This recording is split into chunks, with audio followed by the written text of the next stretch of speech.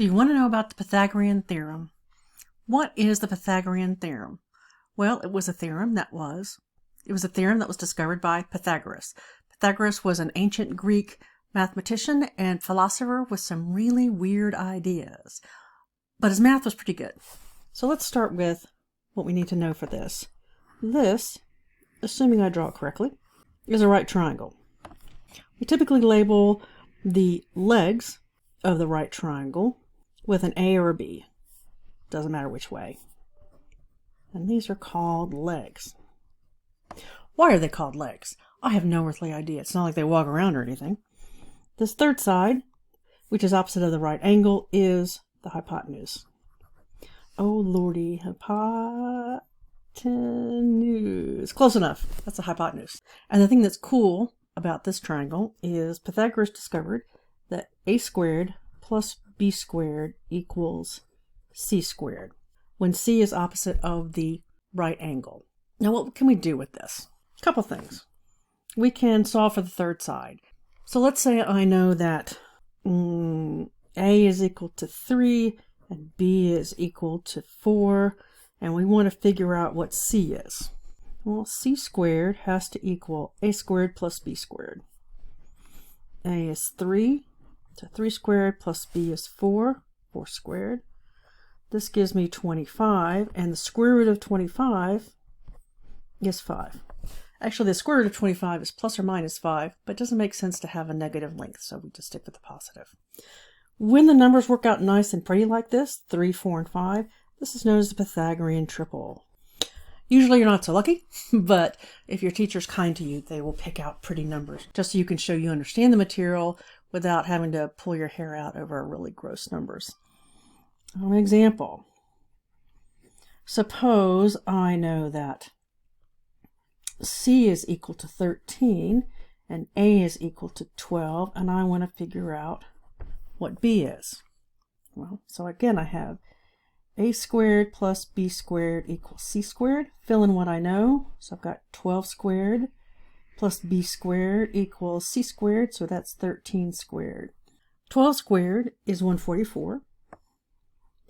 And b squared, don't know yet, that's what we're looking for. 13 squared is 169. If we find the difference between those two, I've got b squared is equal to, there's a 5 there, 25. So b is equal to the square root of 25, which is, again, 5. So those are some let's find the third side kind of problem. You might also see this as some kind of a word problem. Like, check out this first one, where you've got a equals 3, b equals 4, and c equals whatever. We could say, you walked 3 miles north, then turned right and walked 4 miles that direction. How far are you from your original spot? Well, you have drawn a right triangle. So you've gone 3 miles north and 4 miles off to the right. Sorry, my drawing sucks. How far are you from your original distance? Well, here's your right triangle where I've got this is equal to 3 and this is equal to 4. And so this third side will be the 5. We solve for. Another possibility, what if you have a ladder, a 13-foot ladder, leaning against a building. So there's my building. You go away. There's my ladder. 13-foot ladder. Neek, neek. Hopefully your house is square, so that's a right angle. And so I suppose the base of the ladder is... that doesn't make sense with my picture. Let's say the ladder hits at 12 feet from the ground. So this is 12. How far is the base of your ladder to the bottom of the building? So then you solve for this and got another 5. Sometimes you're not actually given a right angle. You need to create a right angle or find the right angle to answer the question. For example, suppose we have a rectangle like this. And I know it's 48 inches across and 27 inches tall, wide, whatever.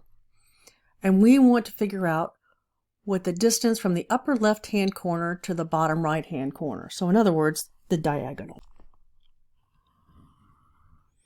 Well, this is the rectangle, so I know that that's my right angle. So doing the Pythagorean theorem, I know that the sum of the squares of the legs is equal to the square of the hypotenuse.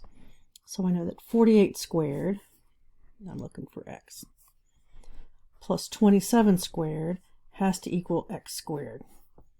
So figuring that out, I get that x squared has to equal 3033. And if I take the square root of that, I get about 55 inches. So this is one that's not so pretty. That's okay. We have calculators. Try another one. Suppose I have a boat. And my boat has a mast. What are those things called? Those little sticks in the air? Anyway, things that hold the crap on. And this is 4 meters.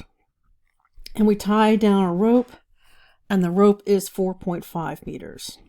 Assuming that this is a right triangle, because otherwise your pole's kind of wonky. We want to figure out, well, how far away from the mast, that's what it's called, a mast. How far from the mast is the rope connected? Okay, well, we got, this is what I'm looking for, and that is one of the legs. So I've got x squared plus 4 squared has to equal 4.5 squared. So x squared equals x squared plus 16 is equal to whatever 4.5 squared is, and it is 20.25. So that means x squared has got to equal, minus 16, I get 4.25. And taking the square root, I get 2.061. Okay, how far do we want to go? Let's just go out to the 6. 2.06. What did I say these were all in? Meters. So when they give you a word problem, just draw the word problem and figure out where the right triangle is. Label the parts you need to find out, label the parts you know, and then it's just a standard right triangle problem. Let's look at non-word problems. Suppose I have a square with sides of 8 centimeters. How long is the diagonal? We're going to pretend that's a square and that all these angles are right angles. If this is 8, this is also 8. I care about the diameter, so that's what I'm looking for. X squared is equal to 8 squared plus 8 squared, which is equal to 2 times 64, 128.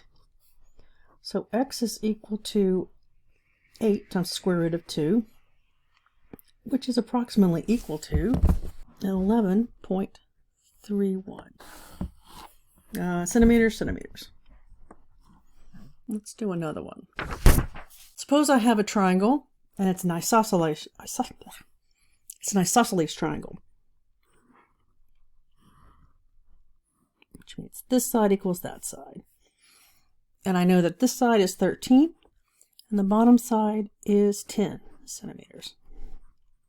Oh, reminds me of a funny story. If you've seen The Wizard of Oz, in The Wizard of Oz, once the straw man gets his brain, or gets his degree, he spouts, the sum of the squares of 2 sides of an isosceles triangle is equal to the square of the third side. Which is total bullshit. That's not true at all. He just thinks he's smart, and he can tell everybody he's smart because he's got this piece of paper, but he's really still stupid. Anyway, I want to figure out what the height of this triangle is. So I will drop a perpendicular down.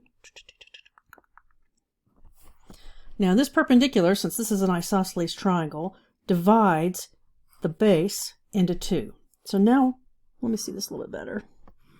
If I pull out just this part, this is half, so I've got 5 centimeters here, 13 centimeters here, and I need to figure out what this side is. So this means I have x squared plus 5 squared is equal to 13 squared. And we want to figure out what the vertical is, what the height is.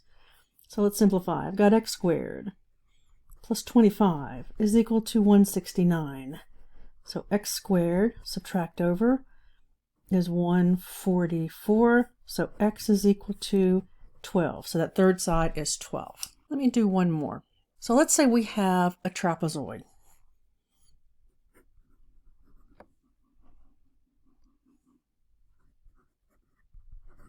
Now, a trapezoid is when the top and the bottom are parallel. And this is going to be an isosceles. Oh, I hate spelling isosceles. Trapezoid, which means this length and that length are equal. We'll call these two lengths, suppose this is 7.5 centimeters. And across the top we have 8 centimeters. And the height of this thing is 6 centimeters. Oops, 6 centimeters. I want to know how long the base is. Well, let's draw some pictures. If I drop a vertical down here, same thing over here. I can use this information to figure out what this little side here is. So I dropped a perpendicular. Let's call this side X. And this vertical I know is 6 centimeters because of this over here. So I have x squared plus 6 squared equals 7.5 squared. So x squared plus 36 equals 7.5 squared is 56.25. So x squared has to be, subtract, I get 20.25. So that means x is equal to 4.5. I know the distance from here to here must be 8. This little chunk and this little chunk are the same length. I know that x is 4.5. So the base will equal 8 plus 2 times 4.5. 2 times 4.5 is 9. So that will be 17 centimeters.